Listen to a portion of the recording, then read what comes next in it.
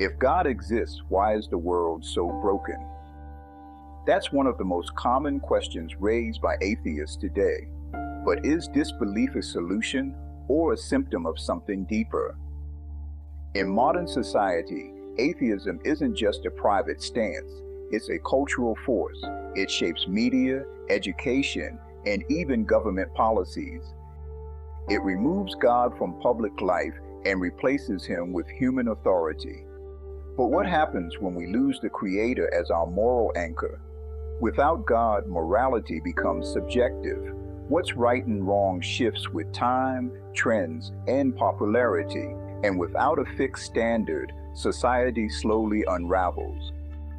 Atheists often argue that since all religions claim to be right, they must all be wrong. But that logic is flawed. Just because people misrepresent truth doesn't mean truth doesn't exist. Human error doesn't cancel out divine reality. The Quran acknowledges human flaws in religion, but it also warns against denying God because of them. In Surah Al-Baqarah, chapter 2, verse 2, it says, "This is the book about which there is no doubt, a guidance for those conscious of God." The mistake is confusing the Creator with his flawed creations. Religion has been misused, but that doesn't mean God isn't real. It means people need to return to his guidance, not abandon it. One of the most dangerous effects of atheism is the loss of gratitude. When you believe everything came from chance or evolution, there's no need to say thank you, no need to humble yourself, no need to serve a higher purpose.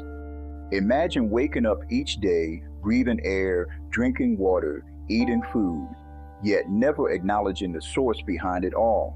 That is what atheism normalizes, blessings without gratitude.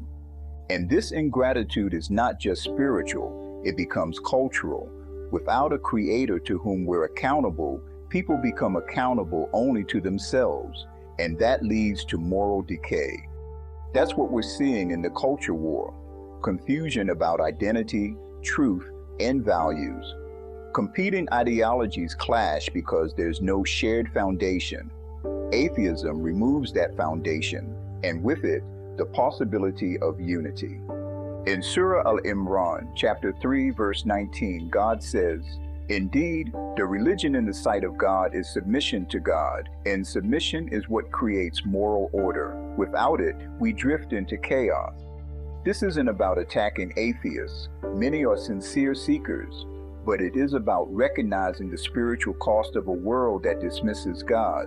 Without divine truth, every opinion becomes a god. Every desire becomes a right. Every person becomes their own judge.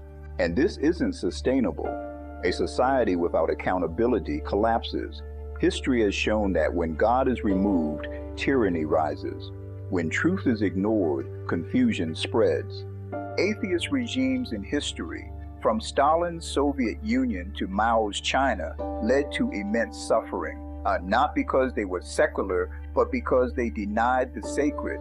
They replaced God with the state, and the result was bloodshed. That's the end game of godlessness, not freedom, but control, not enlightenment, but darkness, not progress, but collapse. But there's a solution, a return to God, not to ritual or tradition alone, but to truth, to gratitude, to guidance, to the moral clarity that only the Creator can provide. You don't need to choose between reason and faith. Real faith welcomes reason, and real reason leads back to God. He is the light in confusion, the anchor in chaos, the answer in a world full of questions. Atheism may challenge religion, but only faith can heal the world.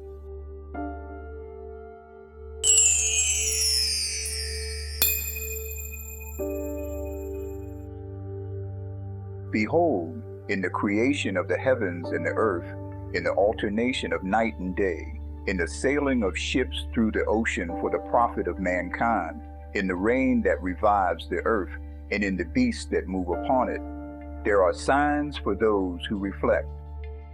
God tells us in the Quran that He made the earth manageable for us so that we might traverse its tracks, learn from it, and use it wisely. That simple statement reveals something profound. God created the world according to laws, scientific laws, that human beings can learn, understand, and apply. In the story of Abraham, we see this lesson come to life. At first, Abraham looked to the stars, the moon, and the sun as divine beings. But God revealed to him that these were not gods, but creations governed by natural laws. The lesson was clear. Truth is not found in worshiping nature, but in understanding it. And in the story of Adam's creation, God taught Adam the nature of all things. This moment marks the beginning of human knowledge, our sacred calling to study, to name, to understand. From the beginning, God invited humanity to learn how His world works. Every discovery, every scientific breakthrough is a continuation of that divine education. As we study the natural world, we build upon the knowledge of those before us. Each generation adds to what the last discovered. This process of continuous learning is what gave birth to the modern university, the place where accumulated knowledge becomes the foundation for new understanding. When someone enters a university today, they are not starting from zero. They begin at the highest level of human achievement in their field, standing on centuries of exploration, observation, and faith in reason itself. And that's what makes scientific knowledge unique. It's reliable and reproducible. When the formula is right, it works every time, no matter who performs the experiment. Science is universal. God, however, doesn't require formulas. He simply says, be, and it is. But through science, He has given us the ability to manage the world, to care for creation, and to unlock the mysteries of His design. But when societies turn away from reason and turn toward superstition, they lose that gift. They can no longer pass down reliable knowledge. Every generation starts over in confusion. Unlike science, superstition cannot be tested, repeated, or proven. It cannot advance human life, only distort it. Sometimes what we call magic today is simply misunderstood science.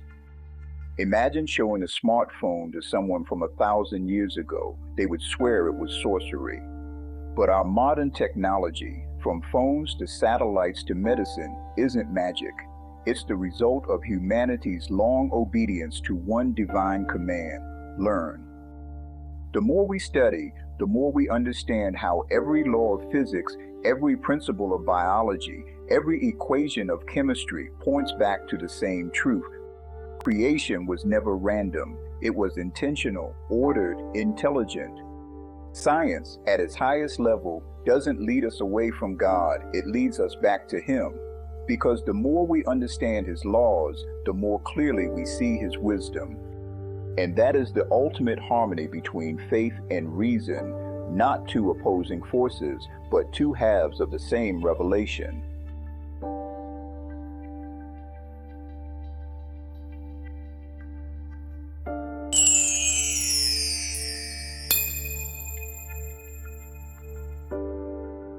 When Britain abolished slavery in 1834, the moral struggle was far from over. Freedom on paper did not mean freedom in the world.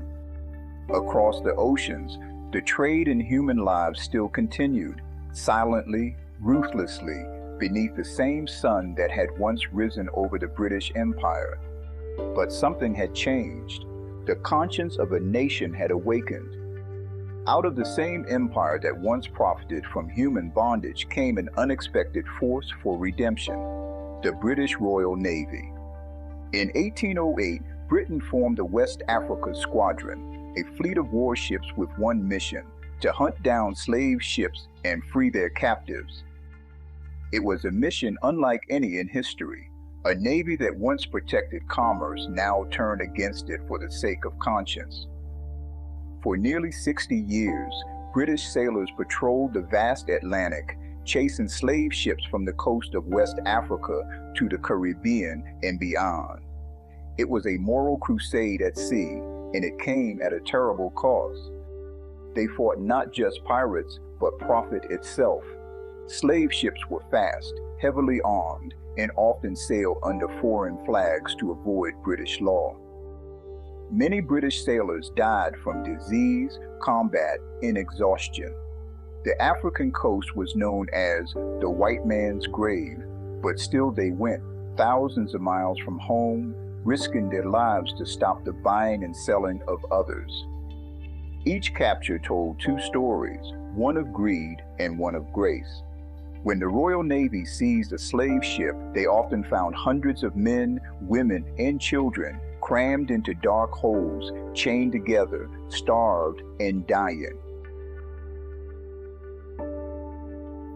Many would not survive the journey, even after liberation, but those who did were brought to Freetown, Sierra Leone, a colony founded as a refuge for freed Africans.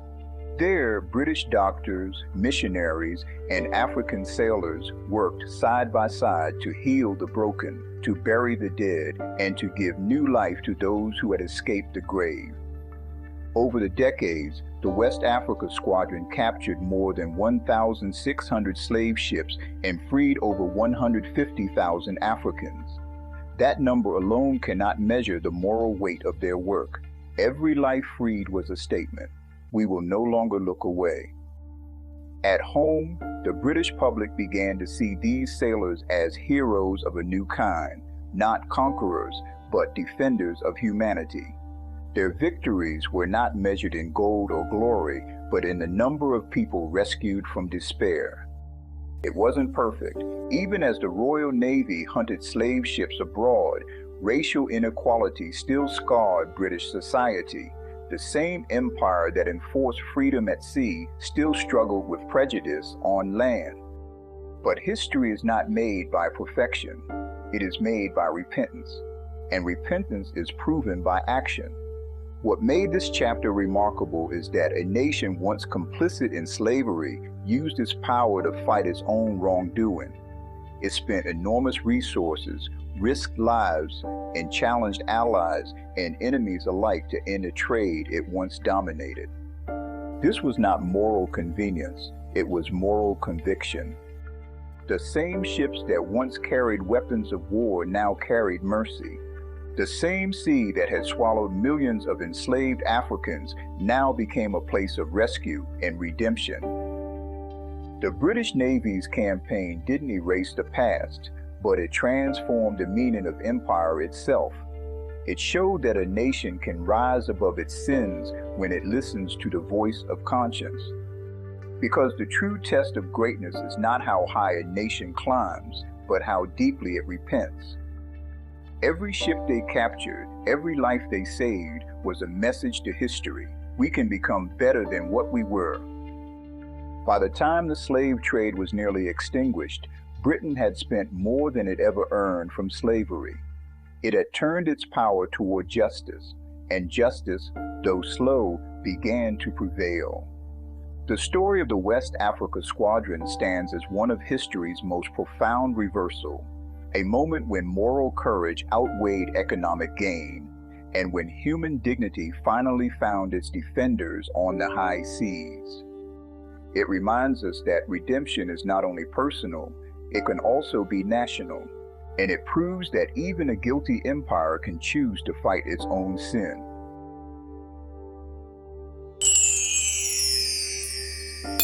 The Museum of Truth stands to remind us that faith without division, culture without corruption, and conscience without fear can still guide humanity toward the light of understanding.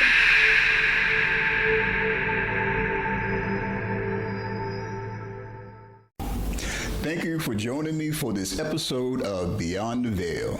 I hope it gave you something to think about, something that will bring you closer to the truth. Next week, we will continue exploring where faith, culture, and history meets reality. And I'd love for you to be a part of this journey. Make sure you subscribe, share this video with a friend, and leave a comment to let me know what stood out to you. Together, we can bring more light to the world. See you next time.